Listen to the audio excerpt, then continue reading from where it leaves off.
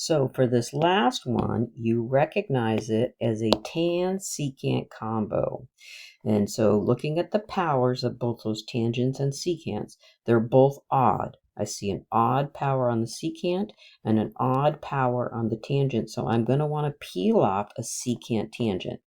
So this angle that's inside both of them, that's of 4x, is kind of annoying.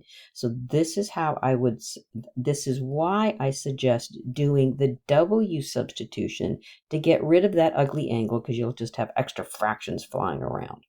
Best way not to make mistakes is let's let W equal 4x. So dW is 4dx, 1/4 dW is dx. So I just rewrite this as secant to the 5th of W, tangent cubed of W, dW. So now I know I want to break off, I'm just going to make some room here, break off a secant and a tangent, right? Secant W, tangent W, dW. And then what I'll have left is a secant to the 4th W, tangent squared W. So if this is my du, secant W, tan W, dW, my u is secant W. So this would be taken care of with the dW. This would be taken care of with my u substitution. So I just need to change this, right? So you just have to know the identity.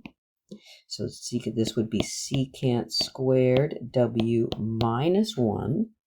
And let me make some room here. And so then carrying this along. So you want to make sure you're going all from one letter to the next letter, right? So I'm just going to keep that there just so we know what to plug back in. Okay, so it's all ready for my u substitution. So let's do it. So I have 1/4 u to the 4th, u squared minus 1 du. Multiply that out. So you get u to the 6th minus u to the 4th du. Take the antiderivative, so I get u to the 7th over 7 minus u to the 5th over 5. And then let me come back up to the top here. Let's see, yeah, here, whoops. So I want to make sure I got my u's and my w's easily available, because I need to know what to plug back in, right?